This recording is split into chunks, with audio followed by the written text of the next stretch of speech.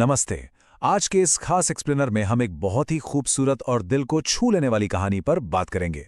एक ऐसी कहानी जो सदियों पुराने सवालों को बिल्कुल नए और ताज़ा नजरिए से पेश करती है। तो बिना वक्त बर्बाद किए चलिए सीधे इस कहानी की गहराई में उतरते हैं। तो क्या भगवान सच में हमारी प्रार्थनाएं सुनते हैं? जरा सोचिए। ये एक ऐसा सवाल है जो हम सबके मन में कभी ना कभी जरूर आता है ना? खासकर तब जब जिंदगी में मुसीबतें आती हैं और लाख कोशिशों के बाद भी कोई रास्ता नहीं दिखता। इस कहानी में बिल्कुल यही सवाल उठाया गया है।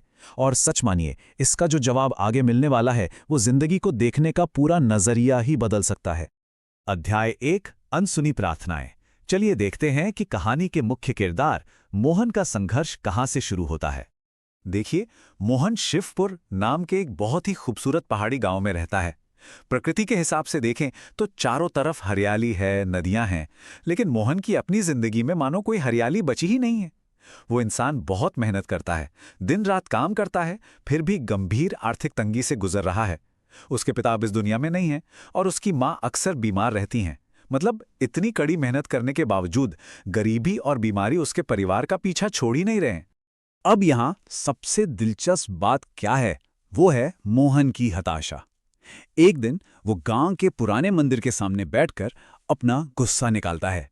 वो कहता है, हे भगवान, लोग कहते हैं कि तुम सबकी मदद करते हो। अगर ऐसा है तो मेरी जिंदगी में इतनी तकलीफें क्यों हैं? क्या तुम मेरी प्रार्थना नहीं सुनते? अब ये सिर्फ मोहन का गुस्सा नहीं है, ये हम इंसानों का एक बहुत ही स्वाभाविक, बहुत ही सच्चा इमोशन है, जिसे यहां खूबसूरती से दर्शाया गया है। अध्याय 2 साधु की अनोखी परीक्षा। यहां से कहानी एक बहुत ही रोचक मोड़ लेती है।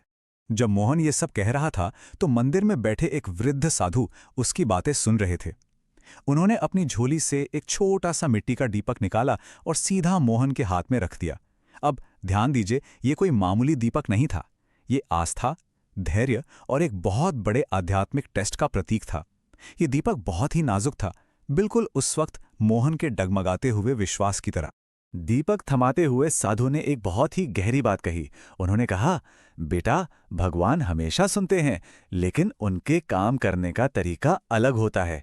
बस ये एक लाइन, ये पूरी रात होने वाली परीक्षा की नींव रख देती है। ये साफ इशारा था कि मोहन जो जवाब ढूंढ रहा है वो उसे किसी उपदेश से नहीं, बल्कि खुद के अनुभव से मिलने वाला है। और चैलेंज क्या था? इस जलते हुए दीपक को सुरक्षित अपने घर तक ले जाना। बाहर घुप अंधेरा था और भयंकर तूफान चल रहा था, तेज हवाओं के साथ। जरा इमेजिन कीजिए, उस नाजुक सी लौ को बुझने से बचाना और उस तूफान का सामना करते हुए घर पहुंचना, अपने आप में ये कितनी बड़ी चुनौती थी। अध्याय 3 मुलाकातें। चलिए आगे बढ़ते हैं और देखते हैं कि इस अंधेरी रात में क्या होता है। जैसे जैसे मोहन अपने हाथों से, कभी अपने सीने से उस दीपक को हवा से बचाते हुए आगे बढ़ता है, कहानी का तनाव और भी गहरा हो जाता है। उस खौफनाक रात में उसे 3 बेसहारा लोग मिलते हैं। सबसे पहले ठंड से कांपता हुआ एक बूढ़ा आदमी, फिर एक रोता हुआ और भटका हुआ बच्चा, और आखिर में सड़क किनारे दर्द से कराहता हुआ एक घायल कुत्ता। अब मोहन के अंदर एक जबरदस्त द्वंद्व चल रहा था। एक तरफ उसे अपने दीपक को बचाकर हर हाल में घर पहुंचना था, और दूसरी तरफ ये बेसहारा लोग थे। पर क्या आप जानते हैं कि उसने क्या चुना? उसने ठंड से ठिठुरते उस बूढ़े आदमी को अपनी खुद की चादर दे दी।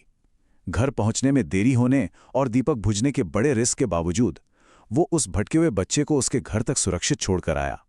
और जब उसने उस घायल कुत्ते को देखा तो आगे बढ़ जाने के बाद भी वो रुका नहीं गया। वो वापस लौटा और कुएं से पानी लाकर उस बेजुबान को पिलाया। अध्याय 4 असली अर्थ। अगली सुबह जब इस पूरी परीक्षा का परिणाम सामने आता है, तो यहां सबसे क्रूशियल पॉइंट यह है कि मोहन की उम्मीद और साधु की दी गई सीख में जमीन आसमान का फर्क था।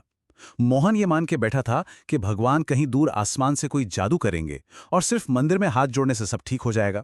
लेकिन साधु का पाठ यह था कि असली चमत्कार दूर से नहीं होते, वो हम इंसानों के बीच निस्वार्थ दया और मदद करने के सक्रिय कामों से इसी जमीन पे प्रकट होते हैं। अगले दिन जब मोहन ने साधु से पूछा कि ठीक है, मैंने दीपक तो बचा लिया, लेकिन इस सब से आखिर हुआ क्या, तब साधु ने जो जवाब दिया उसमें एक बहुत गहरा आध्यात्मिक वजन था। उन्होंने बहुत शांति से कहा, जब तुमने उस बूढ़े व्यक्ति को अपनी चादर दी, तब भगवान मुस्कुराए। और ये बात यहीं खत्म नहीं होती। साधु ने आगे कहा, जब तुमने उस भटके हुए बच्चे को उसके घर पहुंचाया, तब भगवान तुम्हारे साथ चल रहे थे। ये सच में रोंगटे खड़े कर देने वाला पल है।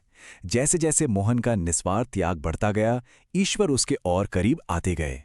और फिर आता है इस पूरे एक्सप्लेनर का सबसे पावरफुल विचार। जब तुमने उस घायल जीव की मदद की, तब भगवान तुम्हारे भीतर थे। ये एहसास कराता है कि सच्ची कृपा और ईश्वर का वास कहीं बादलों के पार नहीं है, बल्कि वो हमारी अपनी निस्वार्थ सेवा के अंदर ही मौजूद है। यहीं पर इस कहानी का असली अर्थ निखर कर सामने आता है। वो दीपक सिर्फ मिट्टी और तेल का नहीं था, वो मोहन के विश्वास का दीपक था। अगर मोहन सिर्फ अपनी परेशानियों में उलझा रहता और उस दीपक को सिर्फ अकेले में बचाने की कोशिश करता, तो वो यकीनन बुझ जाता। लेकिन क्योंकि उसने अपना ध्यान दूसरों की मदद करने पर, करुणा पर लगाया, इसीलिए वो लौ जीवित रही। अध्याय 5, बदला हुआ नजरिया। आइए देखते हैं कि इस घटना का मोहन की जिंदगी पर असल में क्या असर हुआ। मोहन के जीवन में एक अद्भुत रिपल इफेक्ट देखने को मिला। उसने भगवान से शिकायत करना पूरी तरह से छोड़ दिया। इसके बजाय उसने अपनी जिंदगी गांव वालों की मदद करने में लगा दी। और इसका नतीजा क्या निकला? जब उसने बिना किसी स्वार्थ के समाज की मदद की, तो बदले में पूरा समाज एकजुट होकर मोहन और उसके परिवार के साथ खड़ा हो गया। और हाँ, धीरे धीरे उसकी माँ की तबीयत भी सुधरने लगी। देखिए कि करुणा की एक छोटी सी चिंगारी ने कैसे पूरे माहौल को ही बदल कर रख दिया। और ये बहुत ही शानदार तरीके से दर्शाता है कि इस कहानी का असली मैसेज क्या है। भगवान की महिमा सिर्फ आसमान से होने वाले चमत्कारों में नहीं है, बल्कि इंसानों की दया, सेवा और उनके अच्छे कर्मों में है। जो इंसान दूसरों के अंधेरे जीवन में रोशनी फैलाता है, उसकी अपनी जिंदगी खुद ब खुद रोशन हो जाती है। क्योंकि रोशनी बांटने से कभी कम नहीं होती, बल्कि और बढ़ती ही है। तो इस पूरे विश्लेषण के अंत में एक बहुत ही गहरा सवाल है, जिस पर हम सबको विचार करना चाहिए। क्या हम हमेशा सिर्फ किसी चमत्कार के होने का इंतजार कर रहे हैं, या फिर क्या हम किसी और के लिए खुद एक चमत्कार बनने की हिम्मत रखते हैं? जब हम अपनी रोजमर्रा की जिंदगी में दूसरों की सेवा और करुणा को अपनाते हैं, तो हम खुद ही वो जवाब बन जाते हैं जिसकी दुनिया प्रार्थना कर रही होती है। बस इसी विचार के साथ हम आज की ये चर्चा यहीं खत्म करते हैं। ये सफर सच में बेहद शानदार रहा।